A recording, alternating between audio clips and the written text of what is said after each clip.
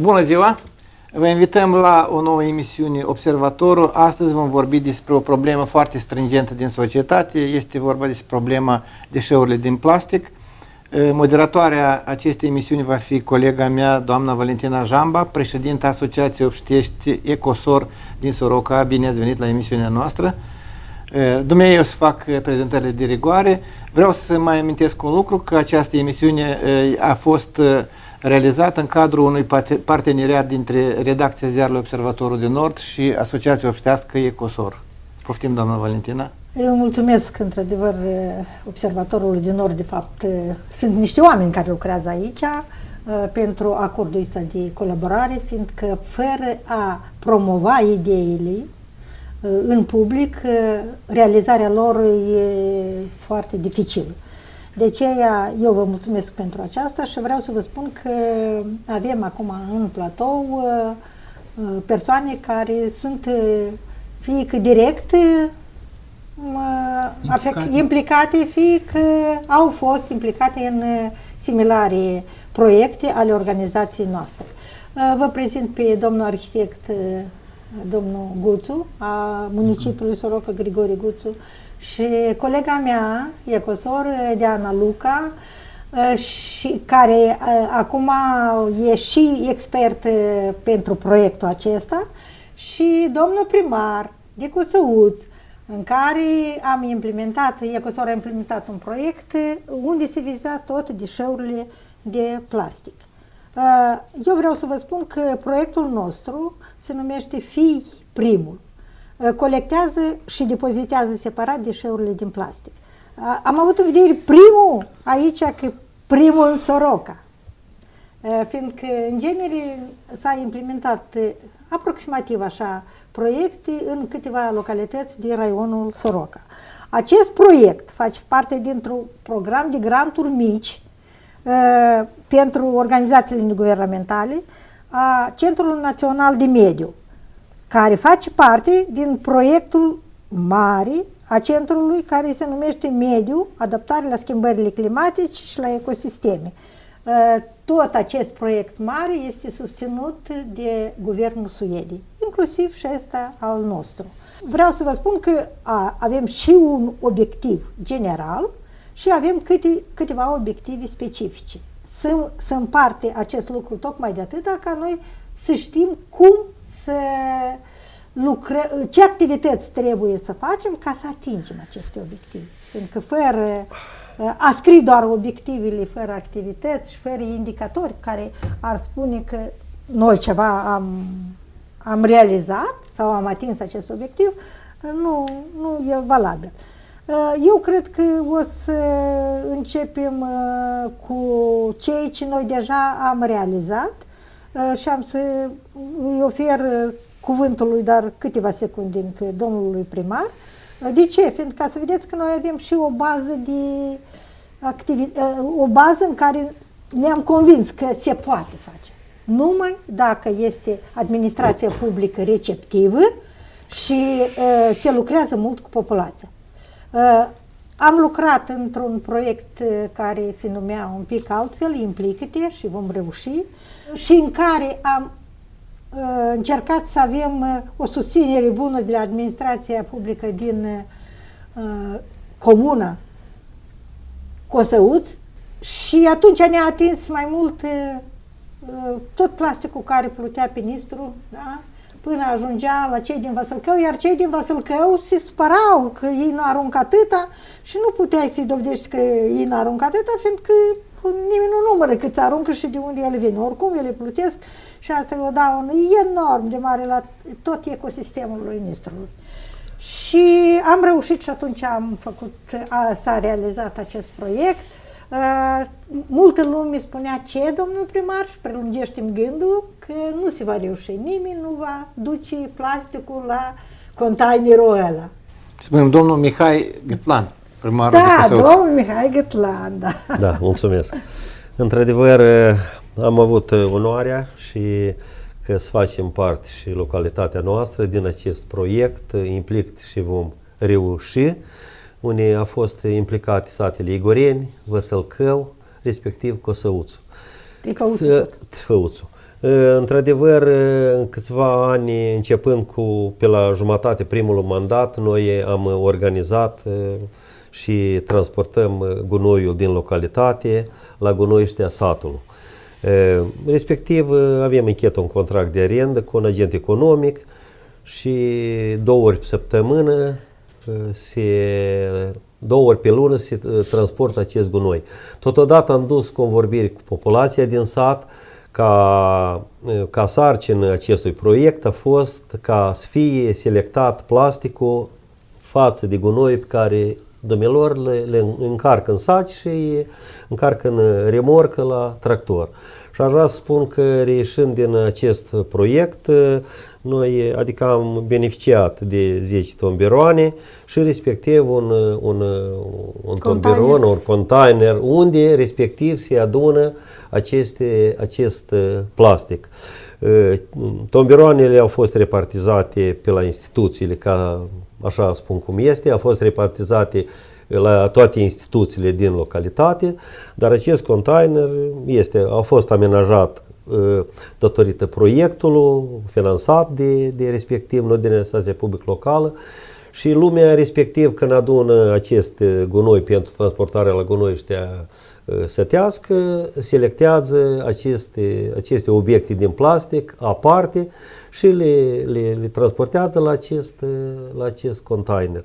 Și odată, adică a fost telefonat doamna Valentina, a venit mașina, s-a evacuat aceste sticle, aceste obiecte din plastic și este binevenit. Până la urmă, da, lumea a conștientizat faptul și dacă duce acest gunoi la remorca tractorului, aceste obiecte din plastic le duce de sine stătător la acest container, care este amenajat practic după oprire cam în centrul satului, dar este amenajat, se menține ordine și iată care este problema.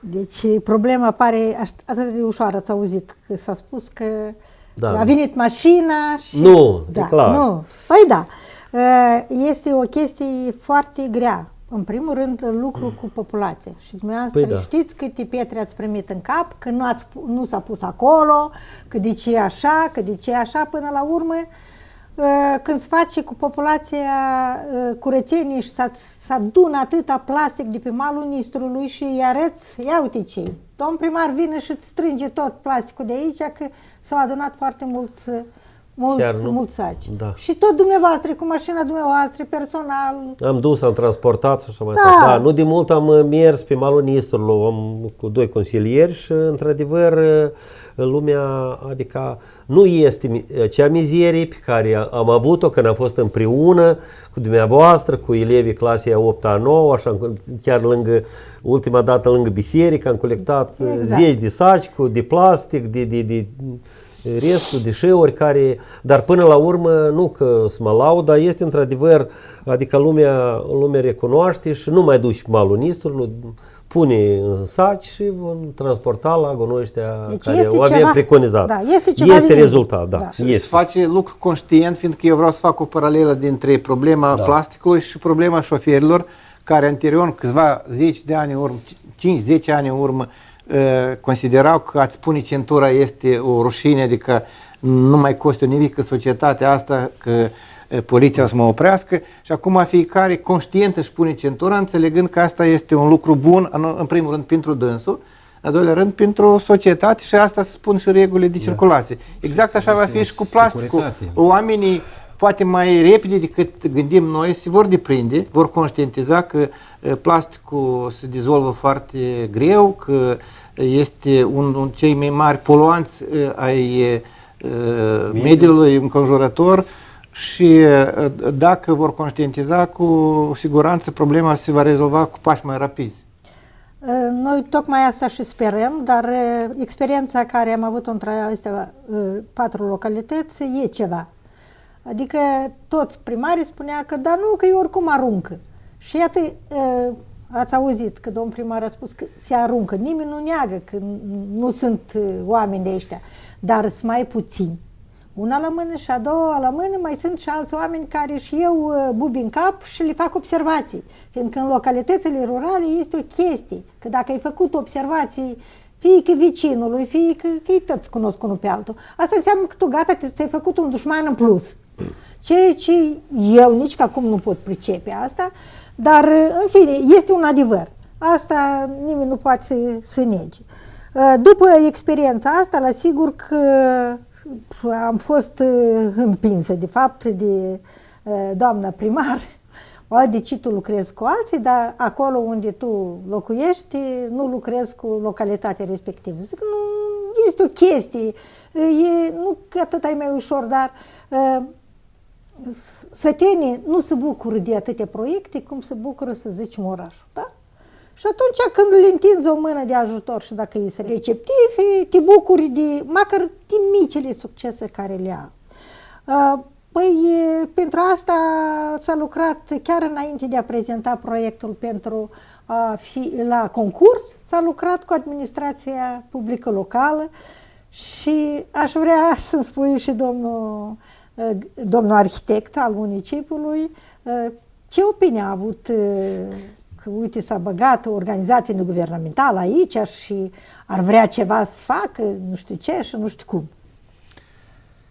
Deci, în contextul celor expuse precedente, probabil că este deprisos de a spune de ce. Și vă spun din ce considerente. Deci, este o acțiune binevenită pentru urba noastră și probabil că doamna primar nu în zadar a convenit față de dumneavoastră și a solicitat într-o conlucrare care are și rezultate deja pentru implementarea unui proiect în urba noastră, Soroca, care socot că este binevenită și ar hotărâ un șir de probleme care sunt în societate, sociale, să are în vedere. Deci, prin proiectul respectiv, eu socot că s-ar disciplina societatea, unde ar scoate nu numai cât în evidență, dar și ar hotărâ întrebarea referitor la plasticurile care sunt depozitate, aș spune, pe suprafața terenurilor urbii, unde fac incomodități și degajă niște negativități față de urbă. Deci, asta succint. Pe parcurs, eu cred că o să mai spun și alte lucruri care sunt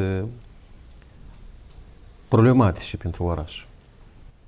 Bine, mulțumesc. Colega mea o spui cel puțin cele scopurile astea mici sau obiectivele, ca mai apoi să vedem cum atingem un obiectiv, al doilea, al treilea, obiectivele specifice. Deci noi, membrii echipei de implementare a proiectului, suntem preocupați de problemele specifice din municipiul Soroca.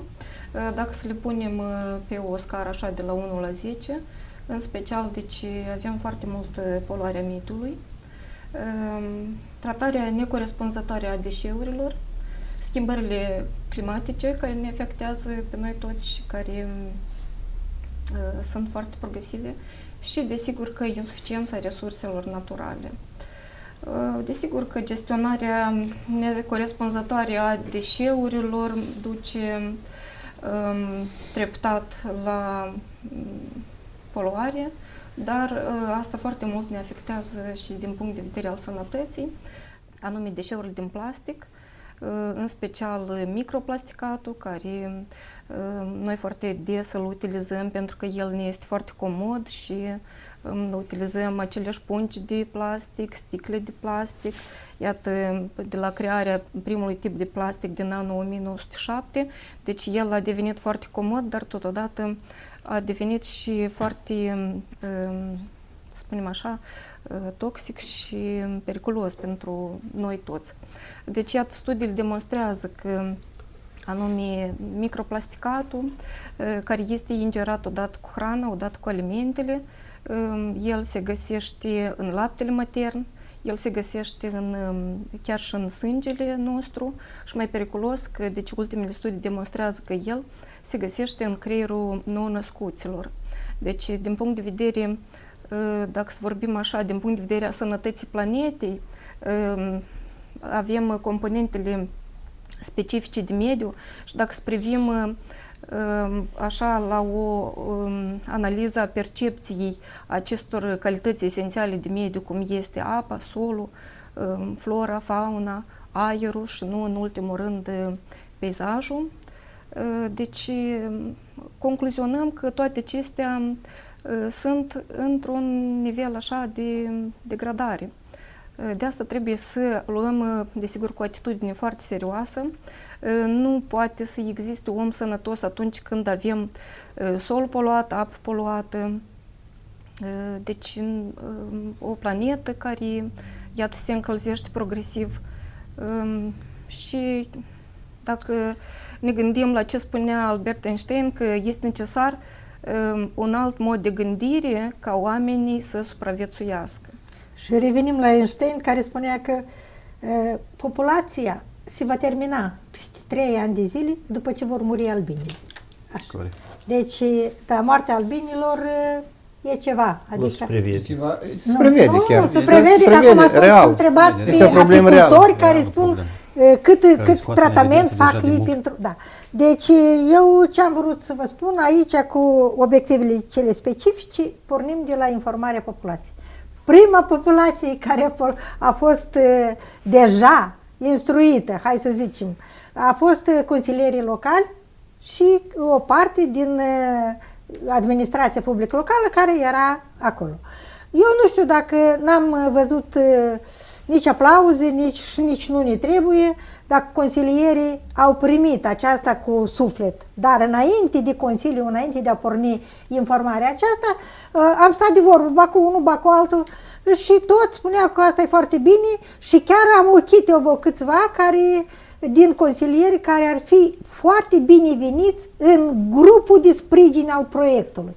Grupul ăsta de sprijin se va forma pe parcurs în dependență de activismul civic. Noi și aici avem tot un obiectiv specific ca populația să nu vorbească numai că îl doare piciorul, ori că îl doare în coaste, ori că îl doare capul, fiindcă astea tot sunt o consecință a mediului poluat. Dar să spui, uite, eu vreau să propun primăriei lucrul ăsta ca cumva să o rezolvi și eu mă implic. Asta e foarte important când omul singur conștientizează că el vrea să rezolve împreună cu primăria, dar cu implicarea proprie. Uite, asta ar fi extraordinar de bine și din consilieri vă spun că am ochit oamenii care, având o experiență pedagogică, care se văd pe ochișor, care vrea, adică așa ar putea și ar vrea. Asta este foarte, foarte important. Ar trebui, la sigur, că populația să ne susție și nu numai atâta că să ne susție, dar să respecte regulamentul nescris. Uite, aici aruncăm doar deșeuri din plastic, doar deșeuri din plastic. Iar în restul tomberoanelor ele se micșorează, fiindcă deșeul din plastic formează o treime din tot volumul. În toate țările, vreau să vă spun, când se evacuează gunoiul, se evacuează după kilograme. La noi până ce după volum. Aha, tomberonul ăsta are atâta volum, înseamnă că eu atâta am aruncat. Dar acolo, în volumul acela, poate fi kilograme, poate nu fi kilograme. Fiindcă plasticul, dacă au aruncat, să zicem, un pet de 6 sau de 9 litri și nu l-a tățat, apoi la sigur că el a luat volum și s-a umplut deodată. Nu vă mai zic nimic, că înainte de toate noi am frecventat și, adică, ne-am dus să mai vedem încă o dată, bă, poate s-a făcut totuși ceva la groapă de gunoi și noi nu știm și ne-am apucat aiurea să... Și pe urmă am dus și responsabil de la administrația publică locală ca să vadă ce se întâmplă și pot să vă mai spun un lucru. Vara, tot cred, mai ales ăștia care sunt din vale, care miroasă tot ce emană de la groapa asta de gunoi, și mai ales atunci când el s-a aprinde, toți se revoltați și tot cred că vă sună și dumneavoastră și respectiv și organizația noastră, ea că nu stâng. Nimeni și-a dat și-a pus problema. Dar de ce s-a aprins? Și că o a aprins cineva? Nu. Nu este o aprindere, deci asta este o problemă în acumularea de gunoi care degajă gazele care se aprind și practic la momentul, dacă vrei să le stângi, este imposibil. Dacă arderea asta este la o adâncime foarte mare și poți să aduci apa acolo cu carul mult și tot una nu se pot stânge. Degajarea de gaze care sunt aprinse este foarte problematic de a o stângi. În special oxizii de azot, care sunt mult mai Corect. periculoși ca CO2. Și în procesul de ardere, acolo se legajă elemente chimice de toată mâna, care ajung și poluează tot împrejurimea care este acolo. Mai ales Soroca Nouă, care de fiecare dată este într-o situație de risc permanent.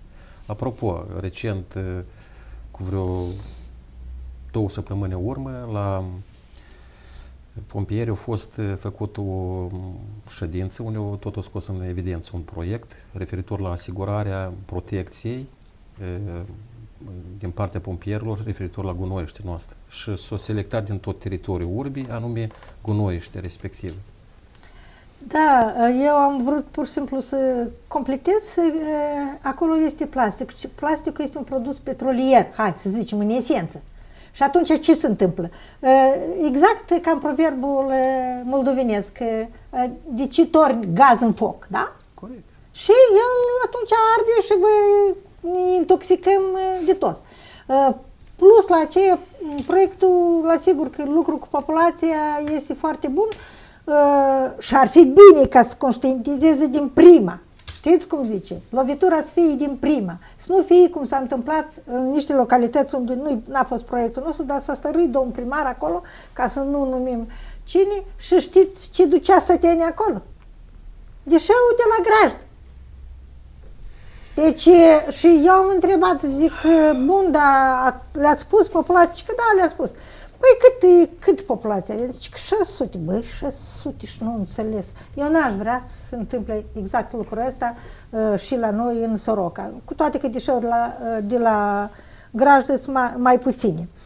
Eu vreau să zic că eu reprezint populația despre care dumneavoastră vorbiți Ok. și vreau să fiu primul. Acolo spui, fii primul ca să nu știu ce, Da. să rezolvăm problema. Da, fii primul. Mine mă întreabă, iată, domnul Colectează. primar de la Kosov, domnul Mihai Gătlan, spune că plasticul se adună într-un container de lângă biserică. Nu, de încetul N-are satului. importanță, Da, de nu, încetul da. satului. Unde în Soroca o să se adune, la fiecare casă o să fie container, la fiecare cartier, la fiecare, cum o să fie treaba Deci, asta? în cadrul proiectului sunt preconizate, în cadrul platformului de acumulare a gunoiurilor, sunt planificate La moment 10, la moment. La moment. Însă, în perspectivă, în conlucrare, sperăm că o să facem amplasamentul la alte coșuri de acumulare a plasticului, însă nu este doar o temă care, prin acumulare, se hotărăște toate întrebările. Deci, acumularea de plastic este o sortare, într-un fel, care trebuiește de-l scos de acolo, de-l transportat la o platformă unde se depozitează și de platforma care se depozitează tot una trebuie să faci ceva cu dânsul. Deci este o rețea care trebuiește de la productul în care îl consumă populația și rămășițele care este plasticul și până la coșul de gunoi în el duci și de la coșul de gunoi transportat la platforma gunoiești și de la platforma gunoiești trebuiește de acolo să-l transportezi undeva sau să-l utilizezi sau să-l reciclezi. Deci este o problemă care trebuie să fie hotărâtă în complex, doar nu numai prin tema de acumulare. Deci suntem foarte bucuroși că acum la moment practic într-un segment oricare se hotărăște întrebarea, însă primăria și administrația publică locală în persoana doamnei primar este dispusă ca să hotărască întrebarea asta de la până la. Și sunt convins că populația se interesează de faptul dacă adunarea acestor deșeuri în containere speciale se va reflecta și în plata serviciilor de evacuare a gunoiului. Deci plata este unică, care și-a fost precedentă, nu se schimbă absolut deloc. Deci, cum a fost, achitarea tot așa să fie. Ea practic nu scumpește serviciul respectiv. Da, nu scumpește și asta e normal, fiindcă, de fapt, ori se aruncă acolo și se amestecă cu tot. Da, tot una se aruncă, ori se aruncă în containerul comun, împreună toate deșeurile sau îl selectez separat. Deci este mai binevenit că să fie selectat separat, cum spune doamna Valentina, deoarece plasticurile care nu sunt presate, ele ocupă un volum foarte mare în tomberon sau în containerul celălalt. Da. Deci, da, așa o să hotărască volumurile de deplasare a ghișeurilor la gunoiește cu mult mai mult. Deci și asta o să reflecte și la transportul care este la secția de selectare. Adică s-ar la gospodărie locativ comunală care. Asta se reflecte, deci, într-un fel de economie. Că mai puține, practic, cum spune? Mai puțin transport. Adică Transport. Utilizat. Da. Cu toate că dacă o să fie conștienți cetățenii și eu tare sper că va fi treaba asta, atunci, după spusele șefului serviciului comunal, deci de fiecare dată se va lua doar deșeul din plastic sau se va pune în saci deșeul cel de plastic, iar primăria deja ne-a arătat unde va fi platforma aceea, s-a pornit îngrădirea acestei platforme din toate 4 părți, deci ca să nu e vântul, și după aia lanțul se va termina când se va duce acest deșeu la reciclare. Suntem în 2 segmente. Segmentul primul care se selectează în containere, segmentul 2 transportarea la platformă și ne rămâne segmentul 3, deci de reciclare a propriu-zis a deșeurilor. De găsirea. Dacă cineva ascultă acum la emisiunea și vrea ca să se ocupe cu reciclarea în Soroca, deci este o chestie foarte binevenită. Ați întinde o mână de ajutor pentru grăbirea acestui proces. Da. Dacă nu, se va găsi exact cu o metodă care ar hotărî întrebarea. Da, tot așa. Dar eu am văzut în satul Mitoc, raionul Orhei, acolo este un punct de primire a plasticului. Adică cineva s-a găsit acolo și face bani din plasticul ăsta. Eu vreau să vă spun că... A fost și la noi cândva. Da, deci a fost... Se colecta la gunoiește centrală, cineva îl presa și îl transporta, dar la moment îmi pare că nu se mai ocupă cu colectarea, presarea și... Chiar era un băietal la Cosăuț se ocupa cu întrebarea. Deci noi puțin o leacă am rămas în urmă în ceea ce privește singur gunoieștea. Gunoieștea, pe tema gunoieștilor, noi am avut un proiect de 28 de milioane care trebuie să fie implementat, cu părere de rău nu s-a implementat, au fost niște factori care până la urmă l-au stopat. Deci dacă se implementa, ni se hotără întrebări foarte multe. Deci era o linie de sortare a deșeurilor, adică plasticul, hârtia, metalele și așa mai departe. Unii se depozitau pe platformă și trebuiau pe urmă ca să fie reciclate. Plus, în afară de asta, singur gunoieștea, care trebuie să fie reconstruită, prevedea niște lucruri foarte bune pentru urbă, care ne hotărău întrebarea. Autorizat atunci era să fie. Corect. Deci acum noi suntem autorizați doar numai la nivel de suprafața terenului, care și așa era o problemă, însă în conlucrare cu Cosăuțul și au fost primite niște decizii, unde au fost schimbare de terenuri, că au fost stopată doar gunoii ăștia într-o perioadă oarecare de către ecologie, că nu era autorizată în general deloc. Acum cât de cât stăm pe o poziție legală, însă avem probleme de altă natură. Sperăm că în tema gunoieștii va fi mai responsabilă societatea și nivelul de cultură social ar fi cu mult mai mare, unde ar conștientiza societatea că într-adevăr o problemă unică pentru toți și ne-ar hotărâ întrebarea pentru toți dacă noi am fi activi și implicați în procesul respectiv. Da, ar fi o minune, dar pentru asta și administrația publică locală trebuie să ne ajute. Organizația dumneavoastră, cu administrația publică locală și cu toți actorii care este în conlucrare, sperăm că până la urmă o să găsim o metodă care ar lucra pentru urba noastră și ne-ar hotărâ întrebările tot pentru noi. Deci că asta este o temă și o problemă socială pentru toți, nu numai pentru primar sau pentru arhitect sau pentru televiziune sau pentru... Deci asta este și unul din obiective, că grupul acesta care se va forma pentru susținere să fie în cartiere lucrativ. Adică în cartiere unde spun containerele acestea. Ca să nu se întâmple, cum v-am spus, să nu se arunce orice. Cineva din oraș, că am făcut un mic sondaj și eu plimbându-mă prin cartiere și tot întrebând unde aruncați plasticul, ar fi bine așa, și majoritatea răspundeau, da, ar fi bine. Ar fi bine, îți spune ție, și ar fi bine, chiar aș fi făcut, este o diferență. Da. Este o diferență, la sigur. Și eu tot îmi dau seama de asta. Este o chestie că pe parcursul anilor, dacă noi conștientizăm toată treaba, da, noi putem să vindem plasticul ăsta. Adică, da. Dar Vreau să vă spun, în țările unde plasticul se vinde și noi îl vedem, da? S-a dus acolo în magazin și îl pune, tot este curat. Adică plasticul, dacă ai luat o sticlă de chifir, nu ai aruncat-o în automatul cel așa cum după ce. Neapărat.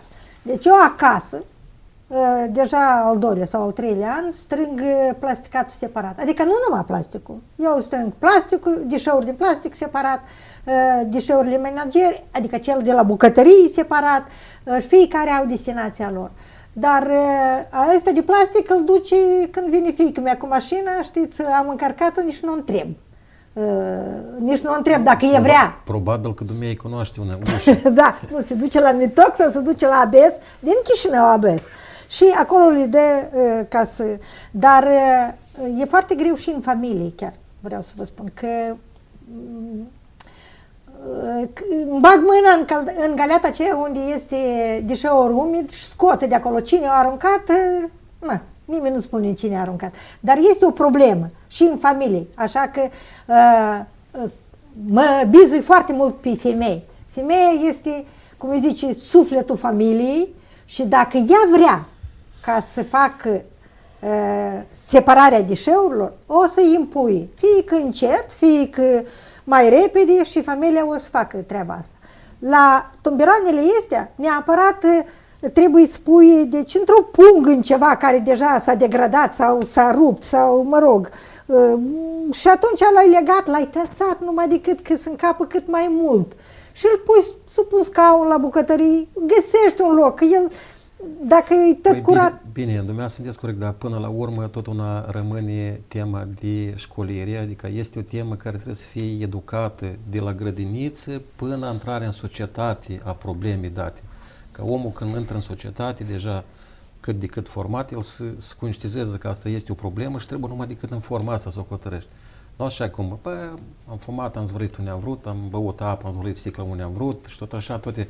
Și când ne uităm, sunt mulți de ăștia, am fost în Europa, așa e de bine acolo, toate astea. Adică el, când rămâne în spațiul acela, lucrează sau trăiește acolo, spațiul îl educă. Când vine acasă, el își permite deja să facă invers. Deci, fiind acasă, aici la Soroca, la noi, este o problemă, deci poți să arunci, am fumat, eu pot să arunc unde am vrut Probabil și asta este o problemă de educație. Da? De la grădiniță. Da. În opinia mea, eu cred că asta este o problemă care depășește posibilitățile unor organizații obștești, fiindcă facem o paralelă cu pungile care au fost pungi din plastic și au fost substituite cu pungi din materiale reciclabile. Faptul că ele nu se respectă și la noi la magazin oricum se vinde, se vând în produsele în pungi de plastic, până ce și băutura, același chefir sau lapte sau nor trece 100%, cum automobiliștii degrabă vor trece numai la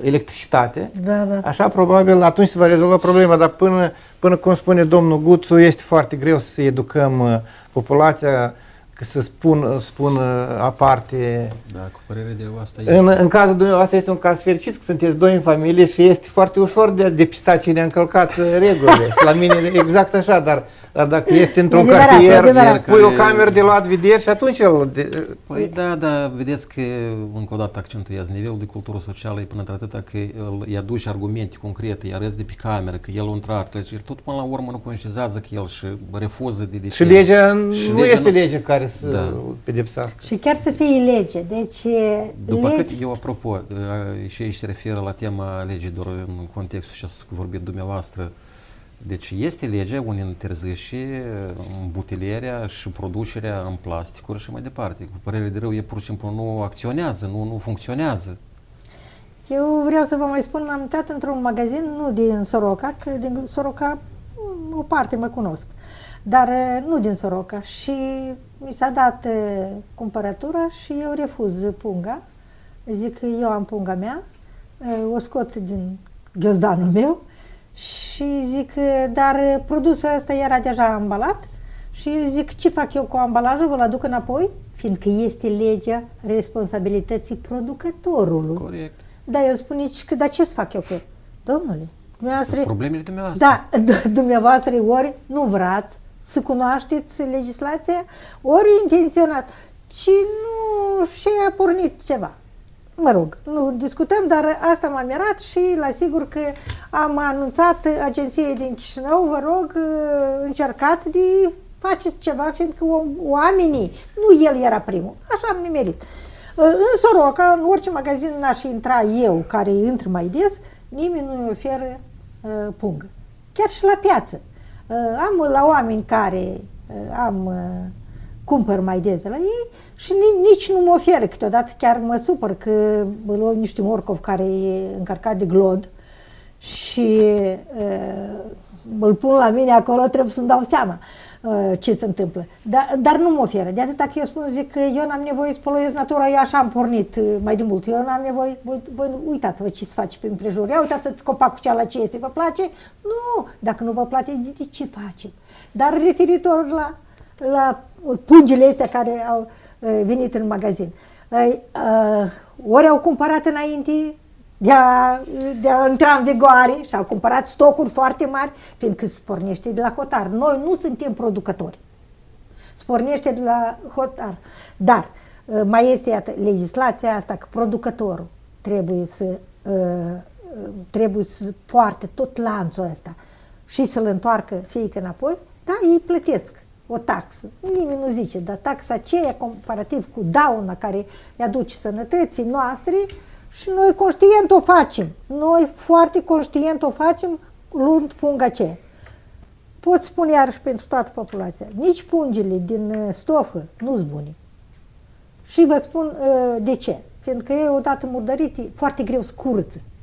Și tu ai să cheltui o sumedenie de apă, detergent, încă nu știi ce fel de detergent folosești și de spălat nu se spală.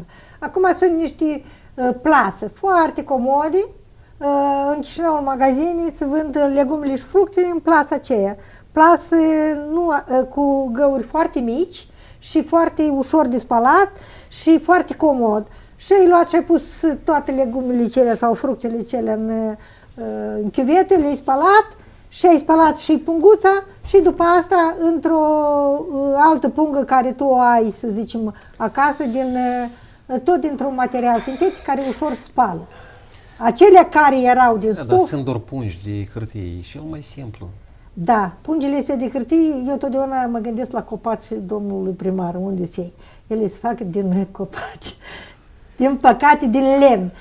Vor fi în perspectivă, vor fi aceste Deci, pungi. îmi spunea la un forum, acum a fost forumul organizațiilor de mediu, și îmi spunea un domn academician că de ce noi nu acceptăm să fie semănată câinipa.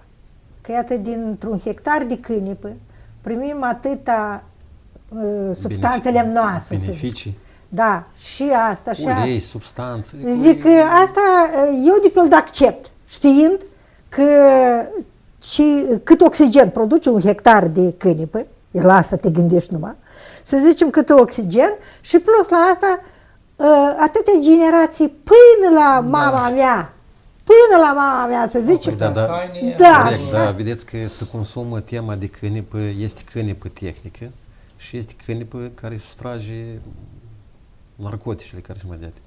Aici este problema și de fiecare dată confundarea asta, legea o tras o linie și a spus niciuna. Că sub pretextul de câinipă tehnică... Păi asta...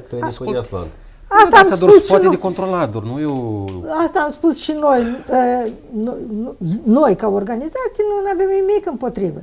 Mai ales uleiul de câinipă are pentru toți, are câteva grăsimi care omega-3 și omega-6 care nu se găsesc împreună într-un și același produs, care e foarte benefic pentru organismul omului.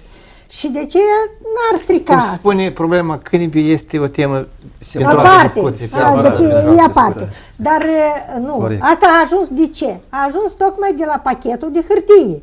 Și eu mi-am adus aminte că orice hârtie este este celuloză. Iar celuloză noi o luăm până ce nu mai e din copaci. Și atunci când tăiem, deci Noi trebuie să fim foarte conștienți cu orice tăiere de copac, asta micșorarea... Da, dar doar noi numai din copaci. Iată, la noi anul trecut, la sfârșitul anului, au fost niște colegi din Ucraina, unde s-au propus un proiect de producere a hârtiei din cretă. Păi bun, se folosește și din pană. Știți, da? Păi și da. din pene. Sunt mai multe. Sunt mai multe tehnologii. Dar acelea sunt cu mult mai costisitoare. Iată ce chestie. Eu nu știu din Cretă, nu pot să zic, că nu cunosc. Dus Da. argumente concrete, au dus O fi. tehnologie. Da, o fi. Dar acum, ca să ne referim la pachetele cele din hârtie, iată să zicem incomoditatea. Am cumpărat pește proaspăt, da? Câtă hârtie trebuie să pun eu ca să aduc peștele de la magazin până la bucătărie. Și cât e de comod ca să iei o punguță. Și mai era o chestie la toate femeile care erau. Aduce punguța aceea când nu erau pungi atâtea în magazin. O spăla, o punea și se usca și o refolosi. Era atunci la început foarte costisitoare, știu că aduceau de pistihotare. Așa era și cu sticle din plastic. Și din plastic. Așa tot Cine, felul mergea, de- cine îți ducea la cimitir la Paștele Blajenilor cu o sticlă din plastic era asta boier. boier, da. Era om îmblat prin lume. Păi iată, vedeți, iarăși ajungem la colega care a spus foarte corect că comoditatea ne-a făcut să facem atâta poluare.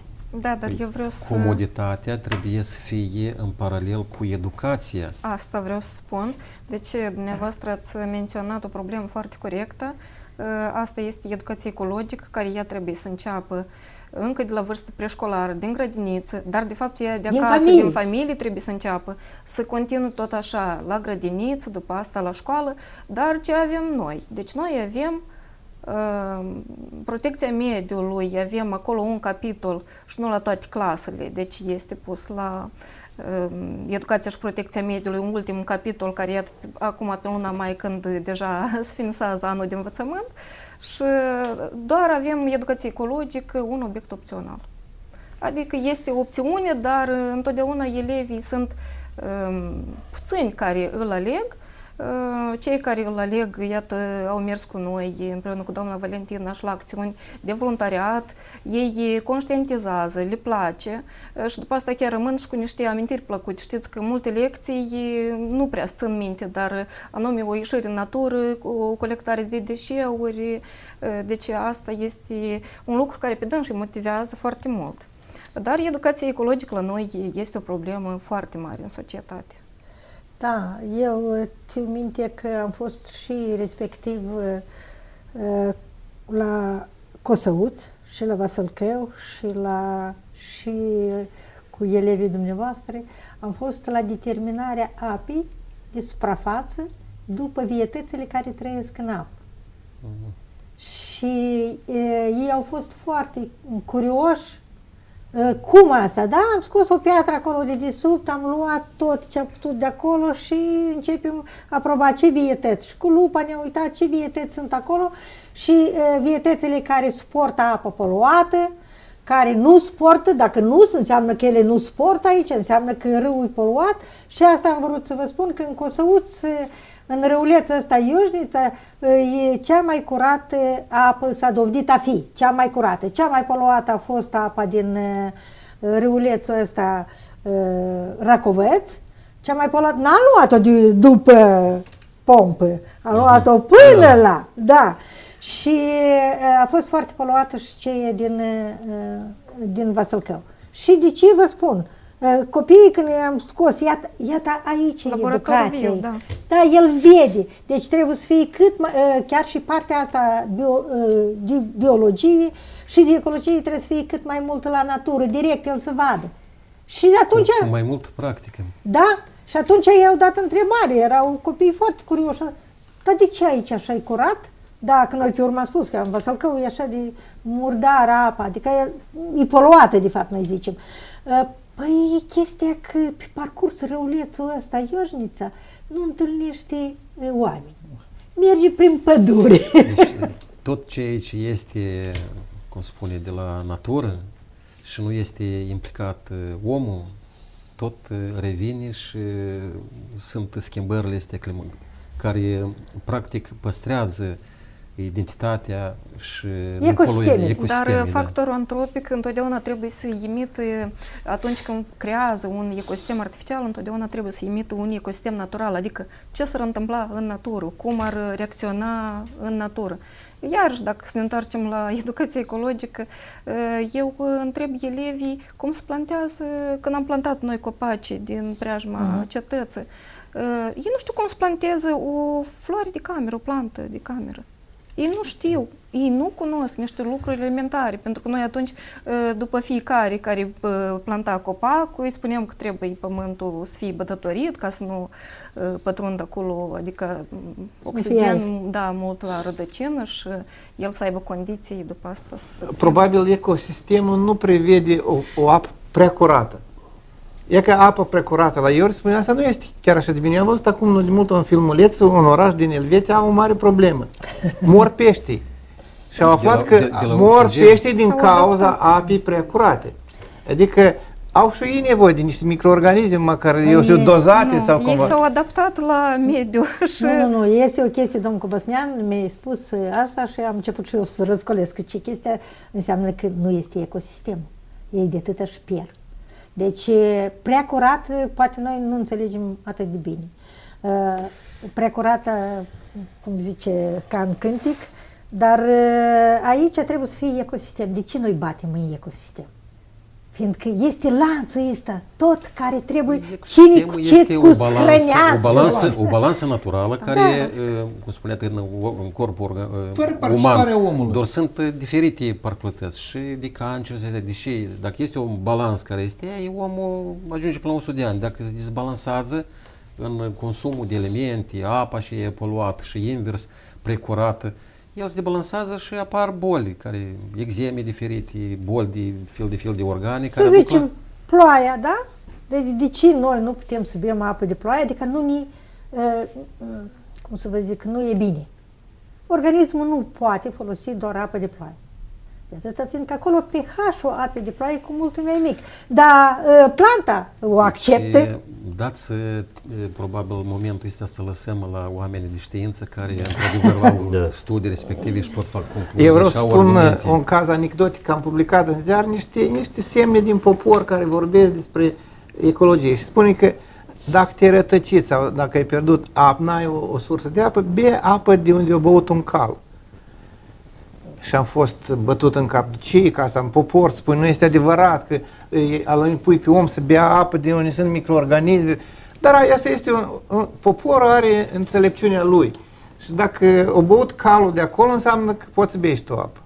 Păi chestia, într-adevăr, că sunt foarte multe animale care nu acceptă ceea ce noi acceptăm astăzi. Noi ceea ce acceptăm. Iată, uitați-vă, sunt câini vagabonzi în oraș și dacă le-ai dat o pâine produsă, nu vă spun de cine, nu vrea să o papi. Vă dați seama, atunci el are și simțul ăsta, și mirosul, și animalul n-a trecut prin rațiunea lui tot ce scrie internetul, tot ce se vorbește, tot ce... Și noi apucăm ce mai gustos, dacă e posibil, da? Ce mai aromat, dacă e posibil. Dar asta nu-i trebuiește, lui el e altceva, iar și încă o dată, dumneavoastră degeaba ați fost bătut, fiindcă, într-adevăr, calul mănâncă doar mai mult ceea ce e curat. Dar ca și câinii vagabonzi, sunt liberi, îi mănâncă ce doresc. Ca și iepurile de câmp, el e mai bun decât de casă, fiindcă el mănâncă, el e alentat. Da. El are mâncare în alegere și ei și de natură și el deja are capacitățile de a le selecta. Deci eu încă o dată îndemn toată populația. Când o să vedeți deja la platformele de deșeuri care sunt în cartiere, o să vedeți tomberonul unde va fi scris acolo pentru deșeuri de plastic, stăruiți-vă cu toată familia să depozitați în apartament separat, adunați separat, deșeuri, nu e bine dacă puneți acolo, să zicem, cu carne în două, a fost o pungă, sau cu smântână, că o să caute psica, ceva, să intre de acolo să scoate. Dar câtuși de cât mai curat, îl tățați și îl puneți în tomberoanele celea. Vom avea grijă ca ele să fie evacuate la timp și să fie duse la groapa de gunoi pe terenul respectiv. Iar domnul arhitect, ați auzit, asta înseamnă administrația publică locală, o să găsească posibilități ca să lanțul acesta să fie continuat, să se pășească în altă etapă, ca până la urmă să fie transmis iarăși din nou într-o prelucrare la uzinele sau fabricile care o să colecteze deja. Eu vă mulțumesc pentru moderarea acestei emisiuni și noi, la rândul nostru, Observatorul de Nord își asumă angajamentul ca să fim un partener media, să promovăm această nouă politică ecologică la Soroca. Vă mulțumesc și mai facem o emisiune când deja proiectul va fi în derulare. Așa, și când poporul va acționa respectiv, da, după o educație cât de cât, ca să așa, o instruire va fi. O instruire elementară ca să perceapă că plasticul trebuie de pus la locul care trebuie. Da. Mulțumim frumos!